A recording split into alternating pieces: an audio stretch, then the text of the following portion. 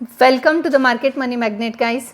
आज यहाँ इस वीडियो में हम बात करने वाले हैं स्टॉक मार्केट क्रैश के बारे में।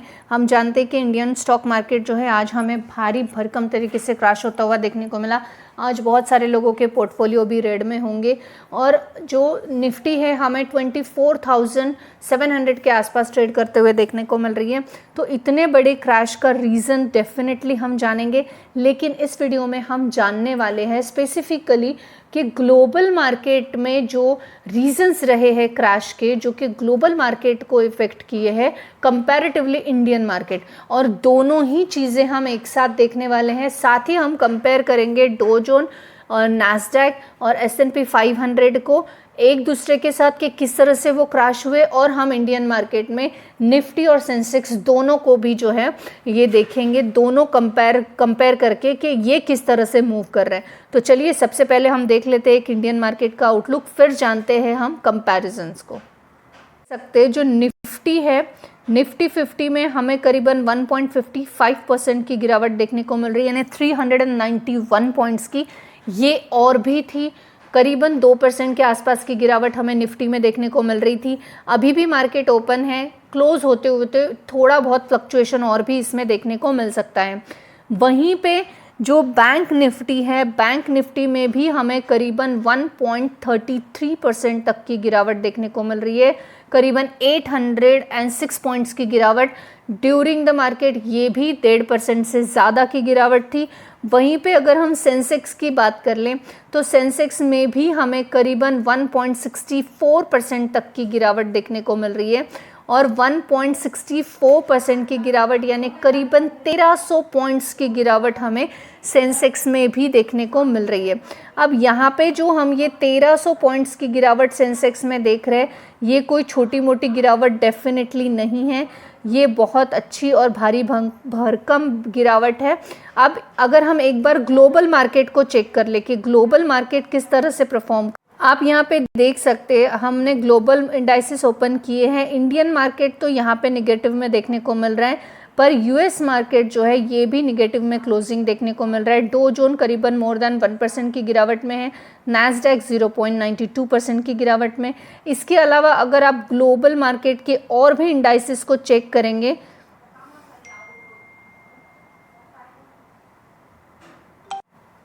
तो आप यहाँ पर देख सकते हैं कि ग्लोबल मार्केट में 2% की गिरावट हमें देखने को मिल रही है, और ये कोई छोटी गिरावट नहीं है। यानी हम इतना तो बोल सकते हैं एटलीस्ट कि सिर्फ इंडियन मार्केट में निगेटिविटी नहीं है, ग्लोबल मार्केट में ही निगेटिविटी है।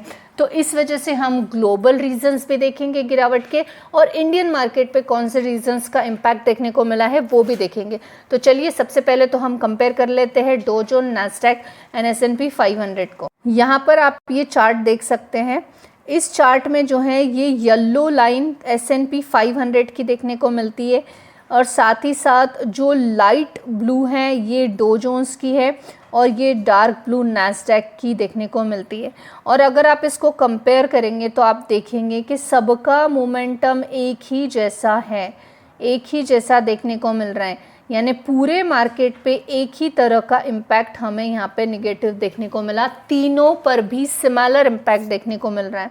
क्या इंडियन मार्केट में निफ्टी और सेंसेक्स पे भी हमें आज सिमिलर ही इम्पैक्ट देखने को मिला? तो आप यहाँ पर देख सकते हैं, हमने यहाँ पे सेंसेक्स और निफ्टी को कंपेयर किया है। येलो लाइन सेंसेक्स की है और ब्लू लाइन निफ्टी की है, और इन पे भी आपको सेम परफॉर्मेंस देखने को मिल रहा है, और सिमिलरली दोनों भी डाउन ट्रेंड में जा रहे हैं।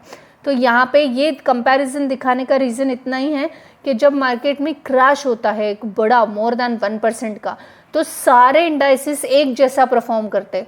कोई अच्छा परफॉर्म करे और कोई बुरा करे तो हम एक बार उस क्रैश से बच भी सकते हैं, या हम बोल सकते हैं यहाँ पे नेगेटिविटी कम है। लेकिन यहाँ पे सब एक जैसा परफॉर्मेंस कर रहा है, यानी मार्केट में एक अच्छा क्रैश है, और एक अच्छा क्रैश आ भी सकता है इससे भी बेहतर यानी ज़्यादा।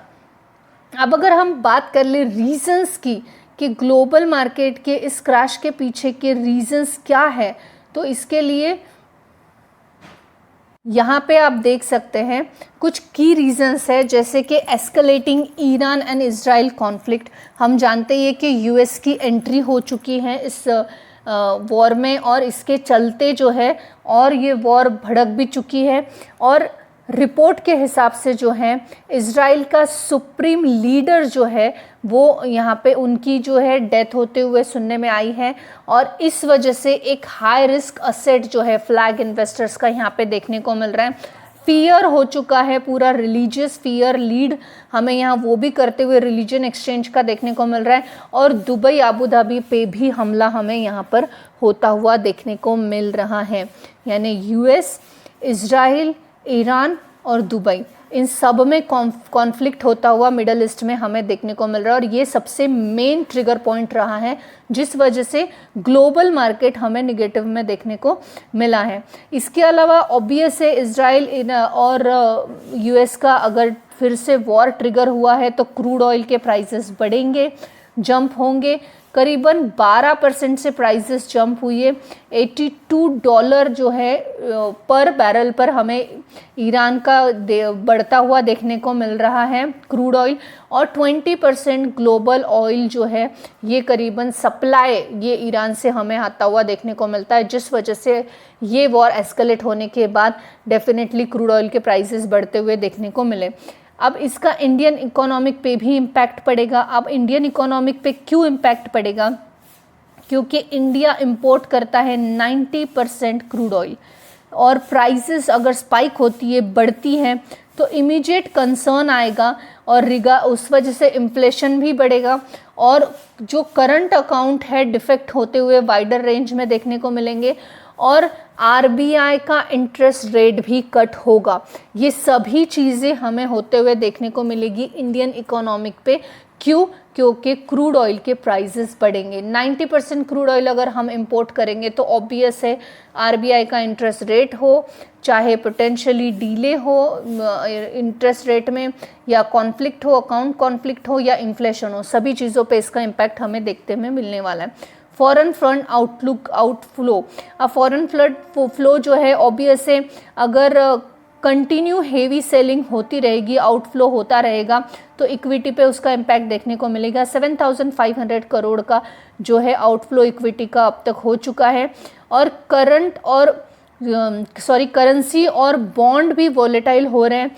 इंडियन रुपीज़ हिट किया है मंथली लो को, यानी वीकर हुआ है। इसका वीकनेस करीबन 91.29 से लेके 91.38 पर डॉलर पर देखने को मिल रहा है, और गवर्नमेंट बॉन्ड यील्ड भी जो है ये भी इन्वेस्टर्स के जो बेंचमार्क से ये भी हायर इन्फ्लेशन में देखने को मिल रहे हैं। अब ये रीज़न हमने ग्लोबली इम्पैक्ट देखा है। अब कुछ इंटरनली इम्पैक्ट अगर हम देखें इंडियन स्टॉक मार्केट पे, तो हमें इम्पैक्ट देखने को मिल रहा है वो जियोपॉलिटिकल कॉन्फ्लिक्ट, जिसकी वजह से वॉर की वजह से इंडियन मार्केट जो है डाउन है। सेकंड, हमें ये भी देखने को मिला क्रूड ऑयल के ऊपर फॉरेन आउटफ्लो जो कि 11 लाख करोड़ का ऑलरेडी कैपिटलाइजेशन हो चुका है, वाइप आउट हो चुका है। करेंसी वीक हो चुकी है, या करेंसी के वीकर होने की वजह से भी मार्केट निगेटिव है। सेक्टोरियल इम्पैक्ट एक नया पॉइंट हमें देखने को मिल रहा है जियोपॉलिटिकल पॉइंट के अलावा। अब यहाँ पे जो है नियरली सभी सेक्टर जो है ये रेड में ट्रेड कर रहे हैं, इसमें कोई डाउट नहीं है। Automobile, aviation, gas and oil, सारे वर्स्ट परफॉर्मेंस में आज देखने को मिल रहा है। सबका ही कॉस्ट रेजिंग है। मेजर जो लैगेस्ट है लार्सन एंड टुब्रो जो कि 4.6% से हमें नेगेटिव में देखने को मिल रहा। इंटर ग्लोबल, एविएशन और रिलायंस इंडस्ट्री, ये सभी हमें नेगेटिव में देखने को मिल रहा है। क्रूड ऑयल के प्राइस बढ़ेंगे तो रिलायंस इंडस्ट्री यहाँ पे नेगेटिव में देखने को मिलने ही वाली है, तो ऑब्वियस है ये हमें देखने को मिल ही रही है नेगेटिव में। मार्केट परफॉर्मेंस का एक समरी अगर हम देखें तो यहाँ पे आप देख सकते हैं कि एज ऑन अर्लियर 2 मार्च को बीएससी इंडेक्स करीबन 1800 के पॉइंट में अप्रोक्सीमेटली गिरा है, यानी बिटवीन 79,500 मार्क किया है। एनएससी निफ्टी 50 की बात करें तो 550 पॉइंट्स यानी अप्रोक्सीमेट 2.2% की गिरावट में है, यानी 24,620 के आसपास ये ट्रेड कर रहा है। और इसके अलावा इंडियन वीआईएक्स की बात करें तो वोलेटाइल इंडेक्स है, करीबन 25% से शॉक हुआ है। इन्फ्लेशन का जो हाईएस्ट इन्वेस्टर पैनिक है वो हमें यहाँ पे देखने को मिल रहा है। एक नोटेबल एक्सेप्शन ये है कि भारत इलेक्ट्रॉनिक लिमिटेड जो है ये करीबन 2% के गेनिंग में है, और इन्वेस्टर जो है इस वजह से डिफेंस स्टॉक्स को एडमायर कर रहे हैं और रेस कर रहे हैं ग्लोबल टेंशन के चलते, क्योंकि ऐसे में जो डिफेंस स्टॉक है वो अच्छा परफॉर्म कर सकते हैं, ऐसा कुछ एक्सपर्ट्स का बोलना यहाँ पे देखने को मिल रहा है। This information is only for the educational purpose. I am not giving any recommendation here, neither a buy nor a sale. I hope this information is informative for you. Thanks for watching.